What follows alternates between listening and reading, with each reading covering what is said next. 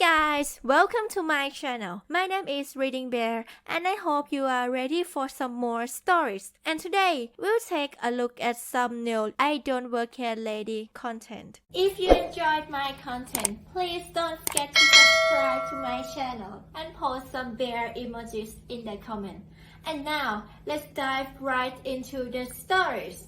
The first story is titled A Grown Man Flirts with Me Thinking I'm a Teacher. So I'm a 5 feet 216 black girl. I am very developed, and have been for a while.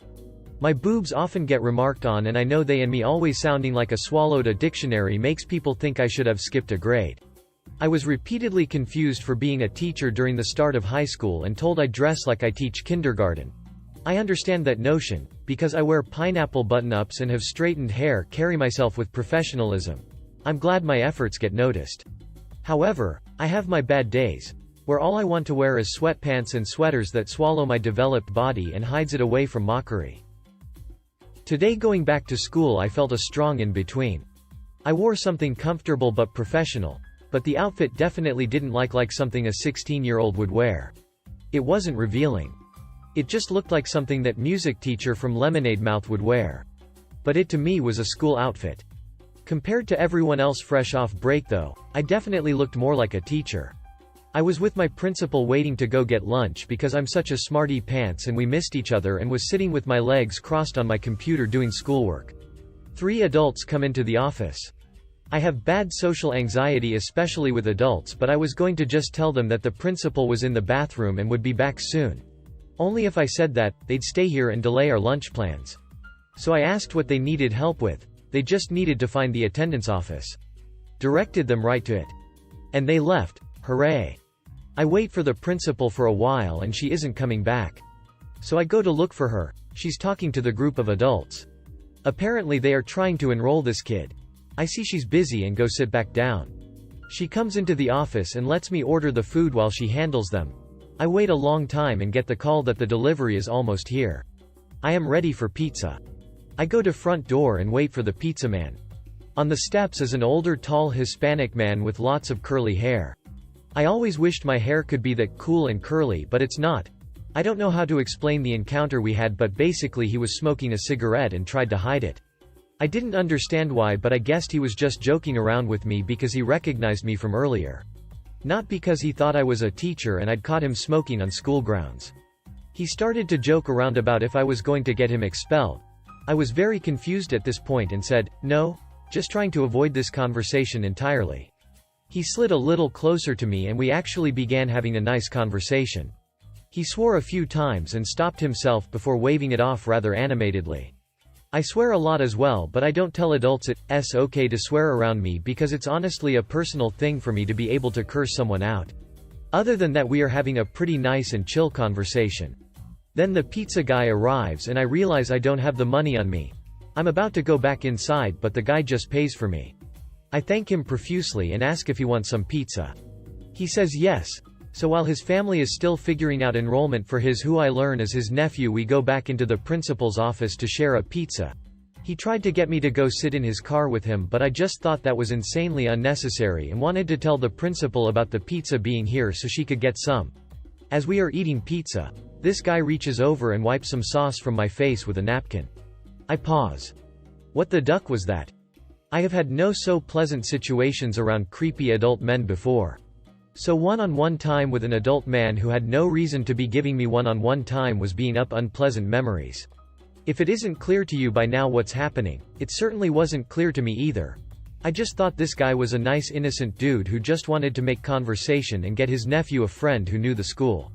Not that this guy thought I was a teacher and was flirting with me. I don't get many people flirting with me. I'm the flirter. Jokingly. Anyway, I'm counting down and waiting for lunch to just end so I can go back to class and escape the situation without being awkward about it. When the bell rings, I tell the guy the first have to go to my next class, and he asks for my number. It's not clicking just yet for me, but I am a little creeped out.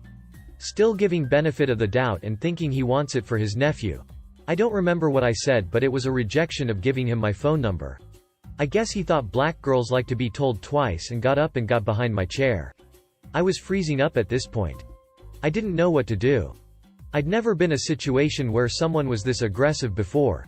He says something. I don't remember what because I was 2 seconds away from ducking diving over the table for the door. He tries to rub my shoulders but I scrunch up real good and slip out from under him. It's awkwardly silent as I just stare at him with a face between a smile and holding back a scream. What the duck? I just say he can have the pizza and I go to my next class. I got called by the principal before writing this asking who he was because he'd come back, or never left, and asked for the pretty little art teacher's name. I told him I liked art, and was met with a tall bald buff black man. When he described me my principal was like oh her. She informed him that I was a student who helped her out sometimes and wasn't really thinking about the comments he'd made. When she did think about them she called me. The guy apparently was shocked and asked why I did certain things and the answers were, she's just helpful like that, she likes to be alone, we were having lunch, she connects easier with older kids so I try to let her have lunch with her older friends. I dunno what's going to happen but this was a weird day. Honestly I don't think the guy's a pedo, I just think his flirting style is a little aggressive. The next story is titled Mom Gives Kid Permission to Play with Someone Else's Property. I witnessed this interaction at a campground. A young child and his mother arrive at the campground beach. Child asks if he can play with a floaty toy that's on the beach. It's early morning, no one else is at the beach. Mom says, sure, go ahead. Later on, child is playing with this toy when some older children arrive at the beach. They approach the child and say, oh, that's our toy, you can't play with it. Child says, but my mommy said I could. And they say, but it's ours, you can't. Child's mother then comes over and says, no, it's okay, I gave him permission to use it. The other children say, but it's ours. And mom says, well you shouldn't have left it on the beach if you didn't want someone to use it. The other kids go off in a huff, obviously not brave enough to push it with this woman, and her child continues to play with their toy in the water. Now I'm sitting there thinking, if my kid had asked I would have said, that's not our toy, we can't play with it until the owner is here and then we can ask them if it's okay. Or I would have at least agreed to give their toy back to them when they informed us that it belonged to them. Since when do we get to give our kids permission to use other people's property? Like, this kid is going to grow up to think that he can use anybody's stuff as long as mommy says it's okay. The next story is titled My Poor Fashion Sense May Have Been Confusing. It's been over a decade, but I still get a little bit of a laugh out of this one. I used to work in a retail chain on the east coast of Canada. Some sort of drug mart aimed toward shoppers. A buddy and I were both interviewed for management roles at the same time. He was picked to be trained and promoted first. Lucky me. Gave me more time to think it over and realize I had to get out of there. So I joined the Air Force. It was a great way for me to get some training, and get a better paycheck at the same time. The downside was that I was posted to Manitoba. Fast forward another year, and my buddy is getting married. Very happy for him. I get invited. I have to fly halfway across the country to get there, but it's worth it. My problem is that I don't have anything to wear. I was never the type to even think about wearing a uniform to a wedding, not even my own, and I didn't have a lot of suit options. I was better paid, but I was still a private. In comes my bad choice. The only suit I owned was an old hand-me-down 3-piece, pinstripe. I attend the wedding, feeling awkward that I didn't know anyone outside the wedding party at the ceremony, and drive over to the hotel where the reception is being held. While everyone is milling around outside the ballroom, the drinks have already started flowing. A couple people are not paying attention to where they are going, and they knock over the stand that was holding the framed seating chart. I've always been the type to try to help out where I can, so I see what I can do about getting it set back up. While I am trying to do so, the mother of the groom comes over. Her, is it broken? Me. Yep, cracked in half. Might be able to get it to hold together enough as long as no one bumps into it again. Her. Looking a little irritated, don't you have another frame? Me. A little confused, no? Why would I have another frame? Her. Don't you have some others stored somewhere? This can't be the only one in the whole hotel. I'm figuring it out now. Me. I don't think you recognize me. I'm Aaron. Blank stare. We met when I helped your son move. More blank stare. I don't work for the hotel. Starting to break through, I'm one of the further traveling guests at this wedding. Her. So, you don't have another frame. We need another frame. And she proceeds to walk away. The next story is titled Transfer Me to the Other Store. Here's a fun little story for y'all. This happened a couple years ago, but I remember this interaction very well because it was the most bizarre phone call I've received in my 5+ years of working here. Cast. Op equals me. K equals Karen. Phone rings. Op. Hi, thanks for calling, insert pharmacy name. My name is Op. How can I help you today? K. Do you make keys there? Op. No ma'am. This is a pharmacy. If you need a key made, there's, insert hardware store, across the street. I'm not sure how much they cost, but they'll be able to help you there. K. Well, can you transfer me over there? Op. No. I don't know their phone number, and our phones aren't connected in any way. They're a totally separate company with different phone lines. K. Why not? Are you saying you won't help me? I want your manager. Now. Op. There's no point in getting my manager on the phone, for she can't do anything either. We work for pharmacy name, not hardware store. You have to call the hardware store across the street to receive the help you need. K. I want to talk to, insert hardware store's name, manager now. How dare you deny me service? Op. Ma'am, this is pharmacy name, not hardware store. If you want their manager, you'll have to call over there. There is no way to transfer your call. K. AODBFOWGEIFBW. This is unacceptable. I know you work for hardware store, and I will have you fired when I call your man. Op. I don't work for hardware store. I work at pharmacy. I quickly throw the phone down onto the hook and shake my head. I have no clue how she came to the conclusion I lied about where I'm employed, but I finally had enough of her. I told my boss about her, and laughed with my coworkers after. I never heard anything else about her.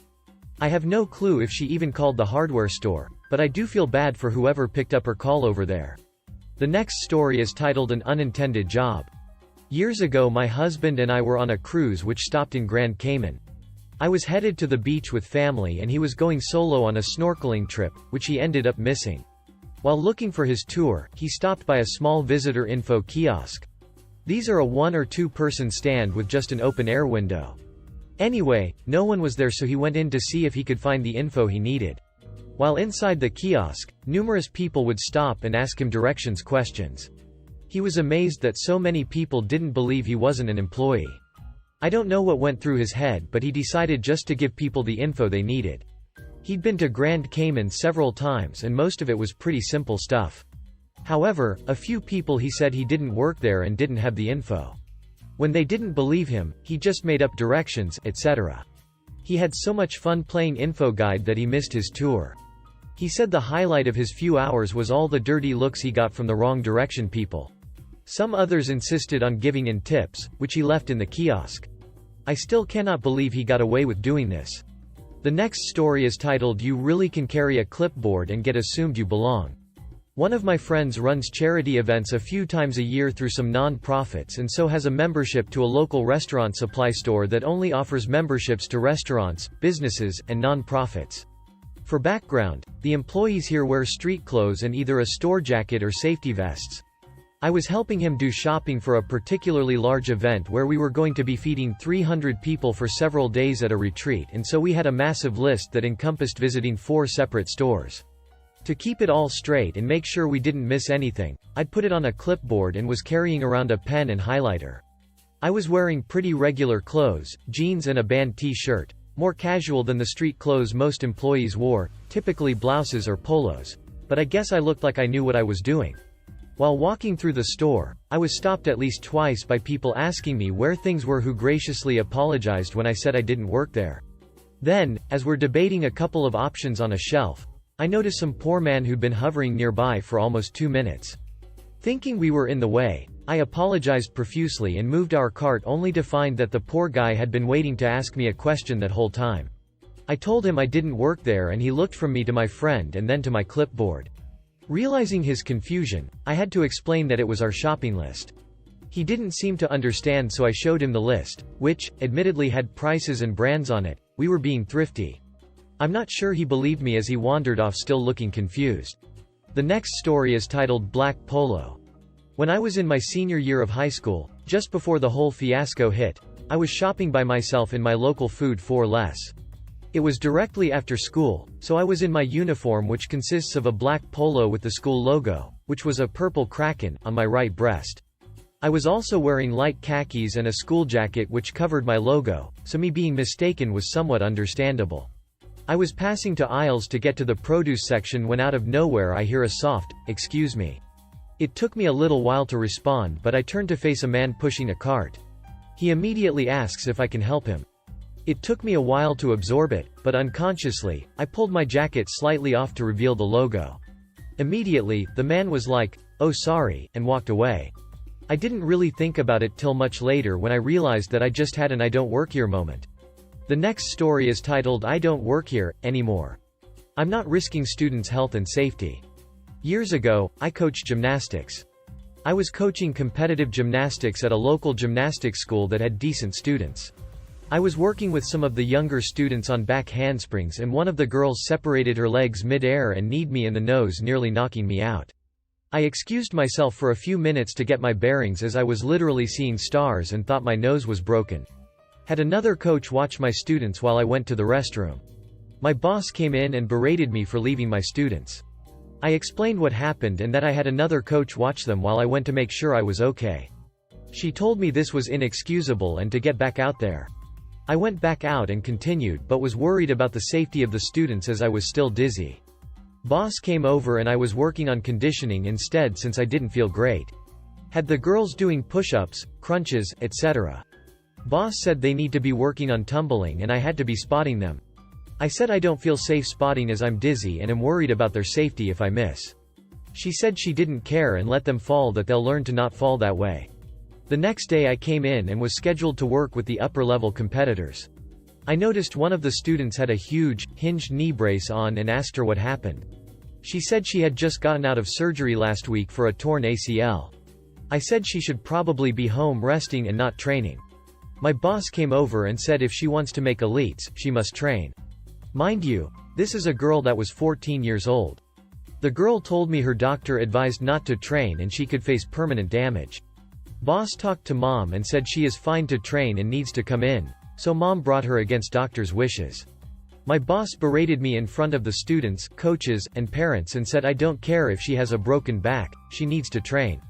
I asked if she was going to train on things that wouldn't put a lot of pressure on her knee and was told no, continue training as if she's fine. I couldn't put a child at risk and quit on the spot. Boss screamed at me the whole way out to my car.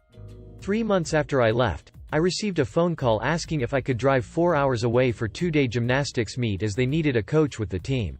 I said I don't work there anymore and haven't in a few months, and unless they change their tune and put the students' health and safety first, I wouldn't ever consider coming back. Boss on the phone says I know that and don't care, but we need a coach. She offered to pay me a whopping $8 per hour. Not including gas or mileage or hotel. I laughed and said no way and hung up. If you enjoyed the video, please subscribe to the channel and post some bear emojis in the comments.